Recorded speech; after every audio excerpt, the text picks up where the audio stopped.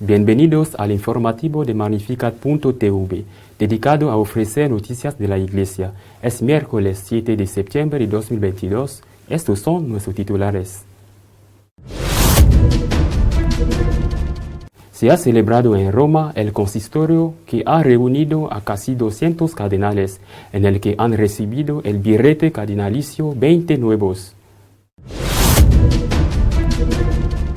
El cardenal Brandmüller ha publicado un artículo protestando porque no se haya dejado hablar con libertad a los cardenales en el consistorio.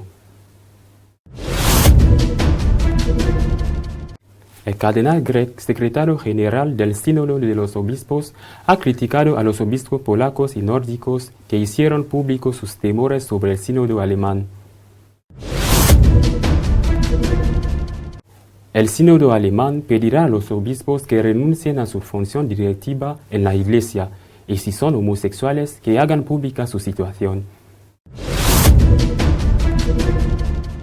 Nancy Pelosi, católica y presidenta del Congreso norteamericano, considera que es un pecado restringir la posibilidad de que las mujeres puedan abortar. La Iglesia cuenta ya con 20 nuevos cardenales, 16 de ellos menores de 80 años. Casi 200 se han reunido en Roma para ir preparando el futuro inmediato. El sábado, el Papa impuso el birrete cardenalicio a 20 nuevos cardenales, de los cuales 16 son electores por tener menos de 80 años. No pudo estar presente Monseñor Richard Cuilla, obispo de Gua, Ghana, porque nada más llegar a Roma tuvo que ser operado del corazón. El colegio cardenalicio queda compuesto ahora por 226 cardenales, de los que 132 son electores en el caso de un eventual cónclave y 94 son no electores. El Papa Francisco ha creado en estos 9 años de pontificado 112 cardenales, casi todos ellos menores de 80 años. Un total de 197 cardenales participaron el lunes y el martes en el consistorio para analizar la situación de la Iglesia. Esta reunión tuvo lugar el lunes y el martes. Constó de 3 sesiones, en cada una de las cuales los cardenales escucharon una ponencia y luego se reunieron por grupos lingüísticos para hablar sobre el tema presentado. El tema principal a estudio fue el de la reforma de la Curia Vaticana, que ya está en funcionamiento y que, entre otras cosas, prevé el acceso de laicos a los más altos niveles de gobierno. También se habló de la preparación del gran jubileo del año 2025. El consistorio se desarrolló en todo momento en un clima de diálogo y de respeto.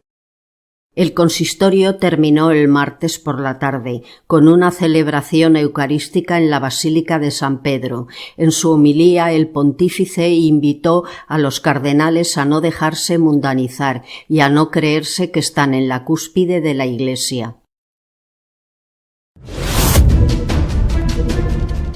El cardenal Brandmüller, de 93 años, uno de los mejores historiadores de la Iglesia, ha lamentado que no se permitiera intervenir a los cardenales en la ola general.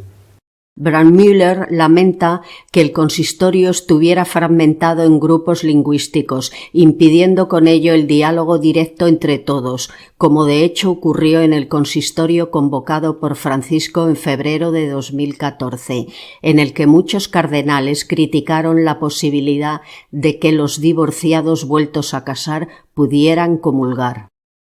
Brandmüller recuerda que la función de los cardenales encontró en la antigüedad su expresión simbólica y ceremonial en el rito de la aperitio oris, la apertura de la boca.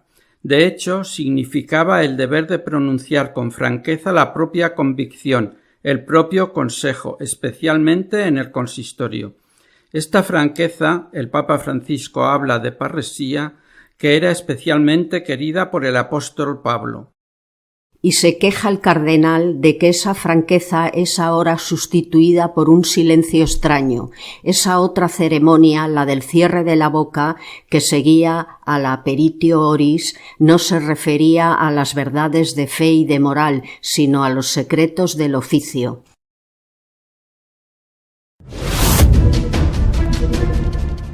El secretario general del Sínodo de los Obispos, Cardenal Grech, ha criticado a los obispos que han disentido públicamente del Sínodo alemán.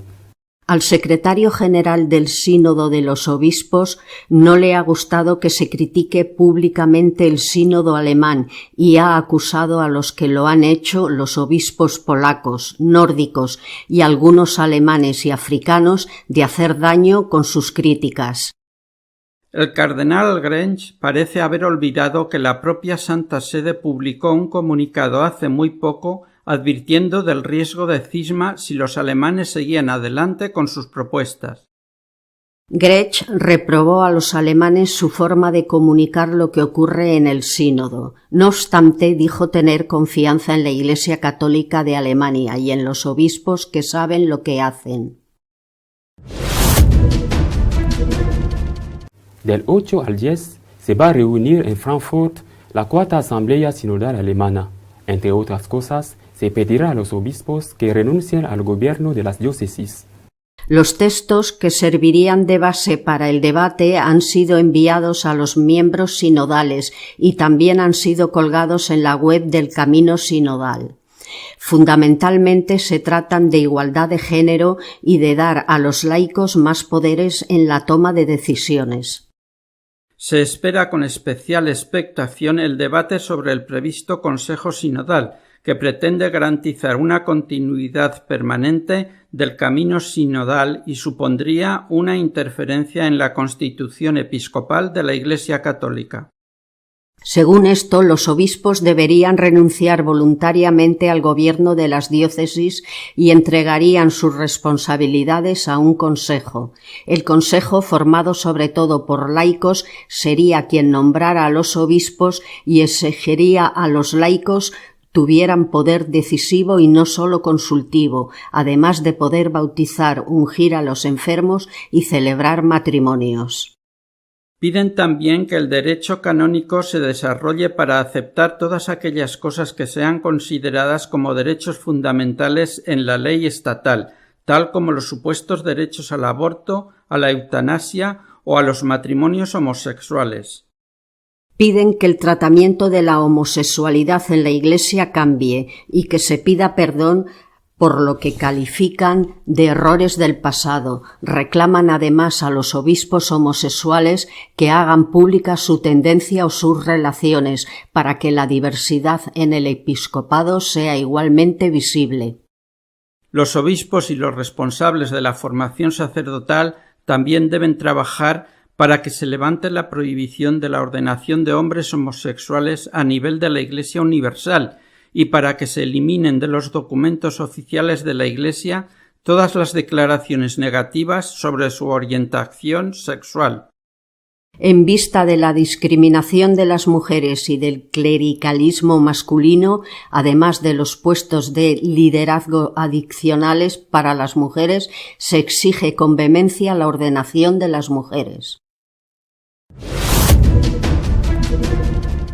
Para la católica presidenta del Congreso norteamericano Nancy Pelosi, es un pecado limitar el acceso de las mujeres al aborto. Nancy Pelosi, presidenta de la Cámara de Representantes de Estados Unidos y autoconsiderada buena católica, calificó de pecaminoso limitar el aborto, en abierta contradicción con la enseñanza de la Iglesia. Al participar en una mesa redonda el Día de la Igualdad de la Mujer, el 26 de agosto, Pelosi dijo que el hecho de que este sea un asalto contra las mujeres de color y las mujeres de bajos ingresos es simplemente pecaminoso. Es pecaminoso. Se refería a la sentencia del Tribunal Supremo que declaró que el aborto no es un derecho. Está mal que puedan decirles a las mujeres lo que deberían hacer con sus vidas y sus cuerpos, pero es pecaminoso la injusticia de todo esto, agregó. Envalentonados por la Corte Suprema Radical, los republicanos extremos están infligiendo un dolor inimaginable a las mujeres y sus familias, dijo Pelosi.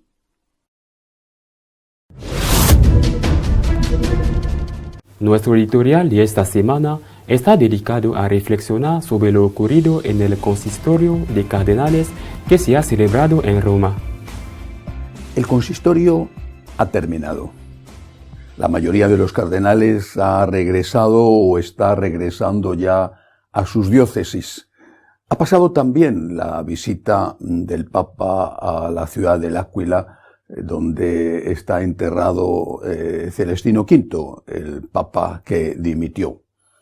Ha pasado todo y no ha habido ningún problema. Todo se ha desarrollado según lo previsto por los organizadores. El ambiente ha sido muy tranquilo, muy pacífico, de diálogo, ninguna crítica. Claro que esto ha sido ayudado por el hecho de que los cardenales no han podido intervenir en el aula magna donde estaban todos reunidos, sino que han podido hablar solo por grupos lingüísticos. Pero, insisto, el ambiente en el colegio cardenalicio ha sido muy positivo, muy tranquilo. La única inquietud,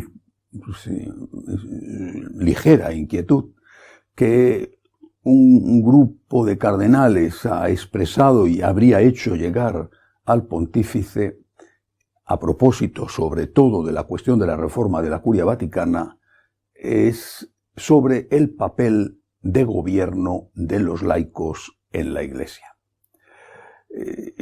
Es un grupo de cardenales que no se pueden calificar o etiquetar como conservadores, porque difícilmente puede considerarse conservador al cardenal Casper, el gran adalid de la Amoris Laetitia.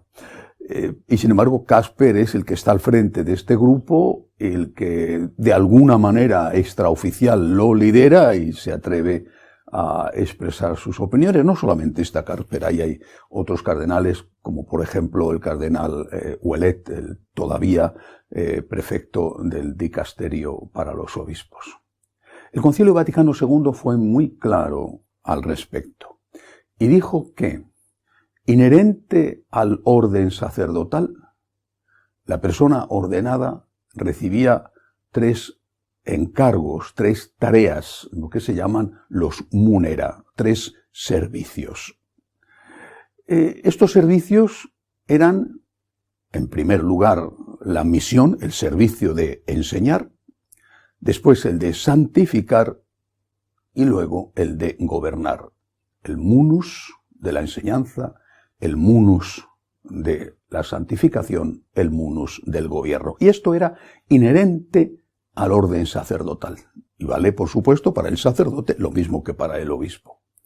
La misión de enseñar significa que el sacerdote, repito, obispo o papa, tiene que llevar a cabo el servicio de transmitir fielmente el dogma y la moral católica.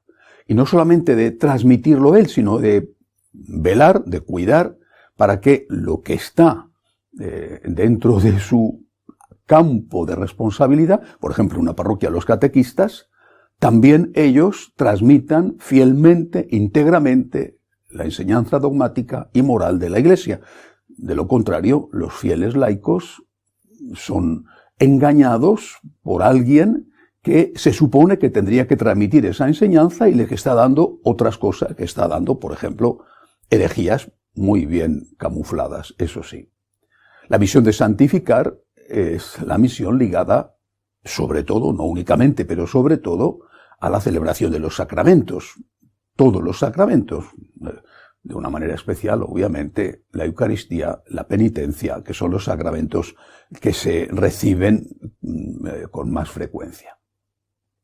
El sacerdote, por ser sacerdote, tiene esta misión, este munus. El munus, la misión, el servicio de santificar, y lo va a hacer con los sacramentos, teniendo en cuenta que la celebración de esos sacramentos no es algo que se le concede a él para que haga lo que quiera, sino que tiene que celebrar esos sacramentos según la intención, la forma establecida por la Iglesia. La liturgia tiene que ser respetada porque la liturgia no es el culto que el hombre da a Dios, sino el culto que Dios quiere recibir del hombre. Es la forma en que Dios quiere ser honrado y adorado por los hombres. Por tanto, el sacerdote tiene la misión, el munus, de santificar, lo tiene que hacer especialmente a través de los sacramentos, celebrándolo como Dios quiere que sean celebrados, es decir, como la Iglesia ha previsto.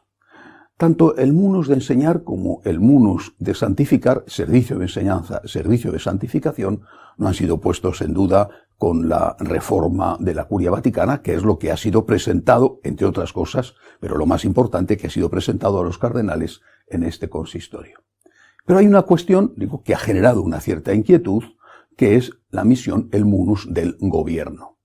El hecho de que los laicos puedan acceder al gobierno en la Iglesia no preocupa quizá que puedan acceder al gobierno en el Vaticano, puedan ser presidentes o prefectos de un dicasterio, laicos, hombres o mujeres, sino el hecho de que eso pueda ser visto como una especie de ejemplo a seguir en las diócesis.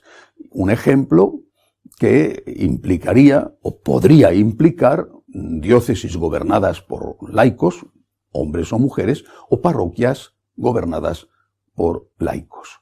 Benedicto XVI, en una de sus audiencias, una de sus catequesis de la audiencia general de los miércoles, la del 26 de mayo del año 2010, hablaba de este munus de gobierno y decía que era algo típico, propio del sacerdote, y que tenía que gobernar en nombre de Cristo y con el poder de Cristo, no en nombre suyo o del pueblo, que le da el poder como el pueblo da el poder por una votación al presidente de un gobierno o al primer ministro, sino en nombre de Cristo, con el poder de Cristo, tal y como Cristo gobernó. El sacerdote, por su ordenación, recibe este don, este encargo, este poder, este servicio. El poder del gobierno, lo mismo que recibe el don de la enseñanza, el servicio de la enseñanza, el don de la santificación celebrando de los sacramentos, el servicio de celebrar los sacramentos. Bien, pues esto, repito, pudiera cambiar y desde ahora podría ser que ese servicio, ese munus del gobierno, no viniera directamente de Dios a través del orden sacerdotal, o no viniera solo a través del orden sacerdotal, sino que viniera del Papa, que es el que da el encargo. El Papa, y no Dios a través del sacramento del orden, el Papa es quien decide quién va a gobernar, quién no va a gobernar. No ya el sacerdote, o por lo menos no ya solo el sacerdote, sino que aquel que el Papa decida. Bien, este pequeño grupo de cardenales ha pedido al Papa que, por favor, se lo ha pedido con un enorme respeto, por lo menos es lo que circula, lo que hay en el ambiente, que habría habido este grupo que ha pedido al Papa que aclare bien cuáles son los límites del acceso de los laicos al gobierno en la Iglesia. Insisto, no creo que haya tanta preocupación por el acceso de laicos a los puestos de gobierno del Vaticano, cuanto por el hecho de que eso pueda transmitirse de una manera o de otra a las diócesis y a las parroquias. ¿Sería católica una iglesia gobernada por seglares, donde el sacerdote tuviera el papel de ser un empleado de una institución, un empleado al mismo nivel o casi al mismo nivel que la señora de la limpieza, que por cierto juegan un papel extraordinario, útil e imprescindible? El sacerdote empleado con un laico o una laica que le manda y que quizá, posiblemente, corrige sus homilías y les dice esto no lo puedes decir, y en algunos casos les dirá no puedes decir esto y tienes que defender la vida, y en otros casos les dirá oye, aquí no puedes criticar el aborto. Bueno, esa sería una iglesia católica. Hago esta pregunta, que es en el fondo lo que han presentado los cardenales. Ese pequeño grupo, de forma pacífica, ha presentado al Papa. Esta iglesia gobernada por laicos sería una iglesia en la que ya no se cometerían los delitos de pederastia, tanto por los curas o por los propios laicos. Es que no son la inmensísima mayoría de abusos a menores obras de laicos, muchos de ellos casados. Más aún, ¿aguantarían los sacerdotes esto? ¿Estarían dispuestos a convertirse en empleados a las órdenes de una señora o de un señor? ¿Cómo se elegiría a esa señora o a ese señor? ¿Por votación? ¿Qué se haría?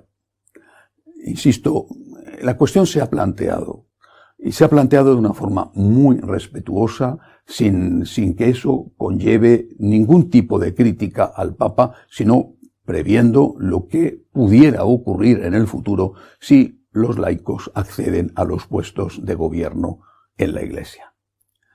El consistorio ha terminado. Creo que lo más importante de este consistorio ha sido el hecho de que se celebrara.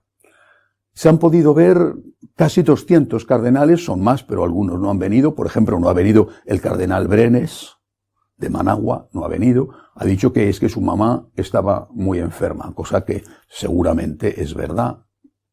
Pero es una pena que no haya venido para poder hablar de lo que está pasando en Nicaragua. Brenes no ha venido. Pero han venido casi 200 cardenales. Aunque haya sido breve el tiempo, han podido conocerse, hablar, conocer y ser conocidos. Han podido, sobre todo los que vienen desde las diócesis pequeñas de la periferia, pienso en el que viene de Mongolia o de Singapur o de una isla pequeñita en el Caribe o de una isla pequeña en el Pacífico, han podido ver más de cerca cuáles son los problemas de la Iglesia Universal. Han podido conocer a sus colegas, ser conocidos también. Todo se ha desarrollado, insisto, según lo han preparado los organizadores, no ha habido sobresaltos, el ambiente ha sido excelente, de cordialidad y de diálogo limitado a esos grupos lingüísticos. Eso no significa que los cardenales no hayan estado hablando entre ellos y sobre todo pensando. El Papa tiene casi 86 años. La mayoría de los cardenales actuales, sobre todo los que tienen derecho a voto, han sido nombrados por él. Yo creo que era lógico que no hubiera ni la más pequeña crítica o intento de crítica, al contrario.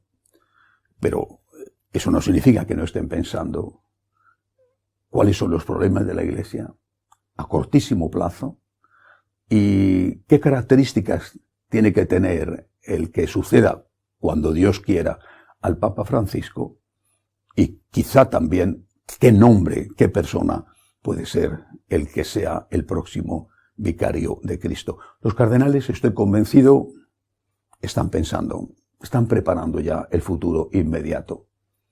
Bueno, pues yo creo que nosotros también tenemos que hacer lo mismo. ¿Cómo? No somos cardenales, pero sí podemos hacer algo muy importante, que rezar. Rezar para que al Espíritu Santo le den una oportunidad, que estoy convencido de que se la darán.